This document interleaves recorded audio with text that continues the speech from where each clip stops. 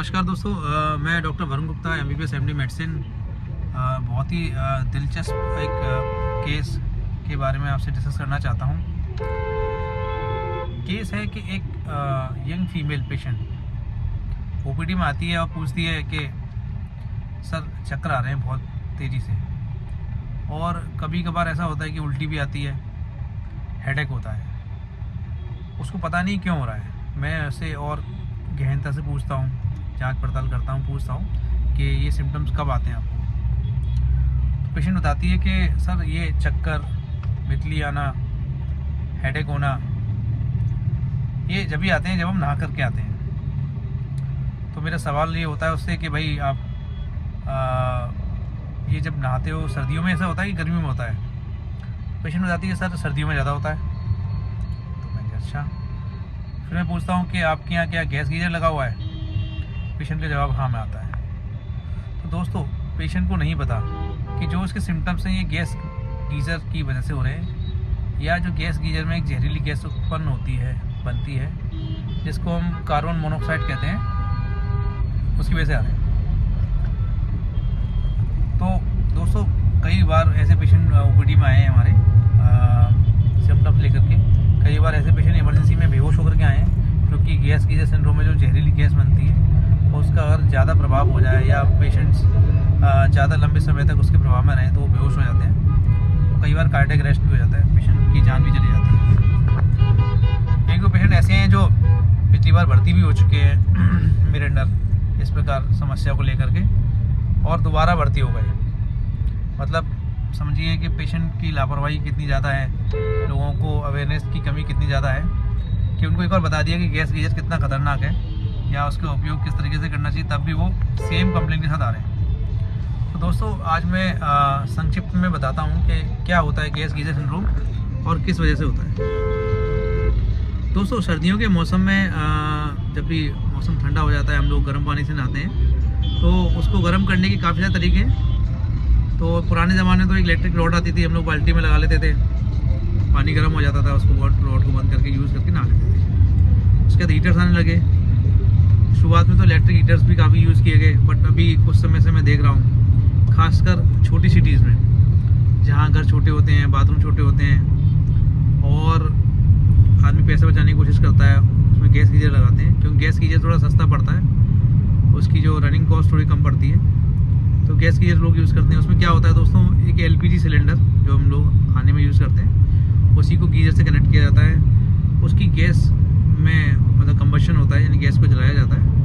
उस गैस से जो गर्मी बनती है उससे पानी गर्म होता है। तो क्या होता है दोस्तों, अगर गैस गीजर में जो गैस बर्न हो रही है, अगर जिस रूम में या जिस बाथरूम में गैस गीजर लगा हुआ है वहाँ प्रॉपर वेंटिलेशन नहीं है, या गैस गीजर काफ़ी पुराना हो गया है, तो ऐसे केसेस में जो कंबशन है, यानी जो गैस बर्न हो रही है, वो प्रॉपर नहीं हो पाती। उस केस में नॉर्मली दोस्तों, हम लोगों ने बचपन में केमिस्ट्री पढ़ा होगा, जब गैस बर्न होती है या कोई भी चीज़ बर्न होती है तो उससे कार्बन डाइऑक्साइड बनती है। दोस्तों, कार्बन डाइऑक्साइड ज़्यादा हार्मफुल नहीं होती हमारे लिए। हमारे एनवायरनमेंट में काफ़ी कार्बन डाइऑक्साइड जब भी कंबशन होता है, यानी बर्न होता है, कोई चीज़ बनती है। बट हालांकि कार्बन डाइऑक्साइड भी ज़्यादा बनने की एनवायरनमेंट में तो गर्मी बढ़ेगी, जो हो ही रहा है। बट हम अपने छोटे लेवल पर आप बात करें, अगर कोई हम छोटी मोटी चीज़ जला रहे हैं, अगर वहाँ ऑक्सीजन की कमी है या बर्न होने की जो प्रक्रिया कंप्लीट नहीं हो पा रही है, यानी इनकम्प्लीट कंबशन हो रहा है, तो वहाँ पर कार्बन डाइऑक्साइड की जगह कार्बन मोनोऑक्साइड बनने लग जाती है। दोस्तों, कार्बन मोनोऑक्साइड काफ़ी खतरनाक गैस है। क्यों खतरनाक है? पहला तो ये है कि इसकी कोई स्मेल नहीं होती। अगर कोई बंदे को या उसके आसपास कार्बन डाइऑक्साइड की जगह कार्बन मोनोऑक्साइड गैस बनने लग जाए, उसको पता नहीं लगेगा कि वहाँ कार्बन मोनोऑक्साइड गैस बनने लगी। इसमें कोई स्मेल नहीं होती। उसके अलावा बहुत कम मात्रा में ये बॉडी में इफेक्ट करती है।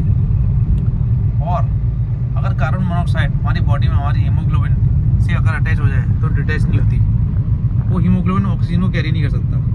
तो ऐसे केसेस में हमारी बॉडी में हाइपोक्सिया यानी ऑक्सीजन की कमी हो जाती है।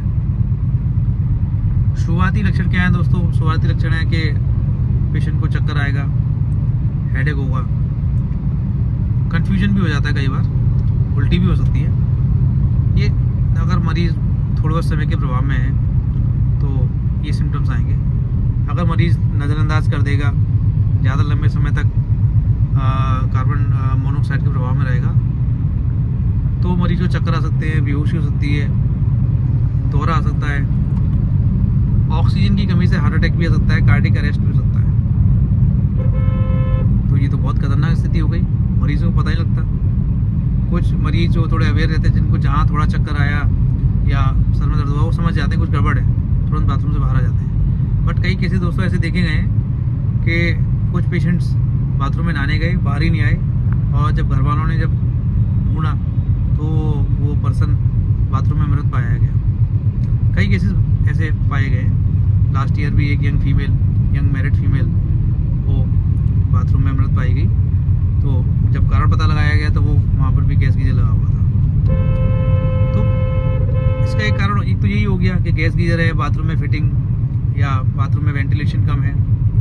दूसरा कारण हो गया कि भाई गैस गीजर बहुत पुराना है, उसमें आपने चेक ही नहीं कराया कंबशन ढंग से हो रहा है कि नहीं हो रहा। इनकम्प्लीट कंबशन होगा तो भी कार्बन मोनोऑक्साइड बनेगी।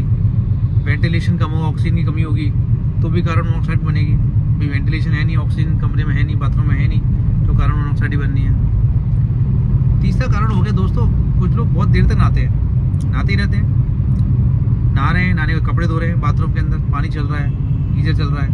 तो ये भी है, अगर बाथरूम में बहुत ज़्यादा देर तक हम बने रहेंगे, जहाँ ऑलरेडी ऑक्सीजन की कमी है, वेंटिलेशन नहीं है और गीजर भी चल रहा था, कार्बन मोनोऑक्साइड गैस बन गई है उस बाथरूम में, आपको पता ही नहीं है, और वहाँ ज़्यादा देर तक आप बने रहोगे तो प्रभाव तो आएगा ही। तो एक ये कारण भी है, ठीक है। अच्छा, कार्बन मोनोऑक्साइड गैस का प्रभाव बॉडी पे आ रहा है, तो कई बार क्या होता है, मरीज़ बेहोश हो गया कि बाथरूम से बाहर आ गया, उसे होश आ गया, तो उसे लगा कोई बात नहीं, बेहोश हो गए होंगे। अगर हमने बता दिया कार्बन मोनोऑक्साइड का प्रभाव है, तब भी वो लाइटली लेता है। बट दोस्तों स्टडीज़ में पाया गया है, जिन पेशेंट्स पर कार्बन मोनोऑक्साइड की पॉइजनिंग या टॉक्सिसिटी हुई है गैस गीजर सिंड्रोम में, उन पेशेंट्स में लंबे समय में यानी बुढ़ापे में, जब वो मरीज़ बुढ़ापे की दहलीज पार करेगा तो उनका दिमाग सुस्त पड़ जाता है, स्लो पड़ जाता है। ऐसे मरीज़ और आम जनता के कंपैरिजन में स्लो रहेंगे, उनको ब्रेन डीजनरेशन की बीमारियां रहेंगी, जैसे पार्किंसनिज्म, अल्जाइमर डिसीज़, जिनके सिम्टम्स जैसे हाथ कांपना, चलने में लड़खड़ाना, बोलने में दिक्कत होना, मरीज़ हर तरीके से स्लो हो जाता है, खाने पीने में स्लो हो जाता है। तो ये ओल्ड एज में पता लगेगा। तो ये कार्बन मोनोऑक्साइड की टॉक्सिसिटी ब्रेन लेवल पर बाद में पता लगती है, शुरुआत में मरीज़ को नहीं पता लगती। तो ऐसे केसेस में हम लोग पेशेंट को पूरा एक दिन तक अस्पताल में मॉनिटरिंग में रखते हैं, ऑक्सीजन पर रखते हैं, ब्रेन की कुछ दवाइयाँ देते हैं जैसे ब्रेन की टॉक्सिसिटी कम हो जाए कार्बन मोनोऑक्साइड की। तो ये तो हो गया ट्रीटमेंट पार्ट दोस्तों। अब आता है प्रिवेंशन। भाई ट्रीटमेंट तो बीमारी हो गई, ट्रीटमेंट कर दिया, प्रिवेंशन ताकि और लोग बीमार ना हो और दोबारा से ऐसी दुर्घटना ना हो, उसके लिए क्या किया जाना चाहिए। तो देखिए, सबकी अपनी अपनी पर्सनल चॉइस है। मेरी पर्सनल चॉइस तो ये है कि भाई गैस गीजर ना इस्तेमाल किया जाए तो ज़्यादा बेहतर है। अच्छा चलो, मजबूरी है, बिजली की कमी है, बिजली नहीं आती है, आदमी गैस गीजर यूज़ करता है, तो गैस गीजर वहाँ लगाया जाए, यानी कंबशन वाली यूनिट वहाँ लगाई जाए जहाँ खुला एरिया हो, ठीक है, जहाँ हवा आ रही हो, ऑक्सीजन की कमी ना हो। वहाँ से गर्म पानी का पाइप भले बाथरूम में चला जाए, बट कंबशन वाली यूनिट यानी कंबशन वाला जो पार्ट है जहाँ जलती है गैस, वो बाहर होनी चाहिए। चलो किसी के वो भी जगह नहीं है, बाथरूम में लगा दिया, तो कम से कम बाथरूम में वेंटिलेशन तो होना ही चाहिए। एक खिड़की होनी चाहिए जहाँ से ताज़ी हवा आती रहे। उस गैस गीजर की समय समय पर नियमित रूप से जांच होनी चाहिए कि भाई गैस गीजर ढंग से काम कर रहा है कि नहीं कर रहा, बर्न अच्छे से गैस हो रही है कि नहीं हो रही। उसके अलावा दोस्तों, भाई हम बाथरूम में पहले पानी भर लें, गेट को खुला छोड़ दें, ताज़ी हवा बाथरूम के अंदर आ जाने दें, फिर नहा लें। मतलब ज़्यादा देर तक बाथरूम को बंद रहने दें, ना दें। उसके अलावा बाथरूम में ज़्यादा देर तक समय ना बताएं। भाई अगर आप नहाने गए हो, तुरंत नहा के आओ, गीजर को बंद करो, बाथरूम के अंदर समय ज़्यादा ना बताएं। इसका एक और एडवांस तरीका है कार्बन मोनोऑक्साइड को पता करने का दोस्तों। एक कार्बन मोनोऑक्साइड डिटेक्शन किट आती है, इसको आप इंस्टॉल करा सकते हो गीजर के पास। इससे पता लगता रहेगा कि बाथरूम में कार्बन मोनोऑक्साइड का लेवल ज़्यादा तो नहीं हो रहा। तो ये सब तरीके हैं। इसी तरीके से हम लोग आपस में नॉलेज को साझा करेंगे। और अब सर्दी का मौसम आ गया है, इस वीडियो को शेयर करना बहुत ज़रूरी है। मेरी यही आशा है और आपसे ये रिक्वेस्ट है कि इस वीडियो को ज़्यादा से ज़्यादा लोगों तक शेयर करें, इससे काफ़ी सारे मरीजों की जान बच सके।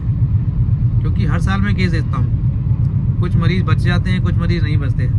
आप भी पता करिएगा आपके आसपास के एरिया में गैस की वजह से कितने लोगों की मौत हुई है। तो ये वीडियो शेयर करना बहुत ज़रूरी है। आपको अच्छा लगा इन जानकारी तो इसको शेयर करें, और मेरे चैनल पर अच्छी और हेल्थ की इन्फॉर्मेशन अगर आप चाहते हैं तो चैनल को देखें, वीडियोस को देखें और चैनल को सब्सक्राइब करें। आइए इस मुहिम में मेरा साथ दें। मेरी मुहिम है हेल्दी इंडिया। इंडिया को हमें स्वस्थ बनाना है, क्योंकि स्वस्थ रहेंगे तो हम अपना काम है, दिनचर्या है, अच्छे से करेंगे और भारत के डेवलपमेंट में हम अच्छा योगदान कर पाएंगे। नमस्कार, जय हिंद, धन्यवाद।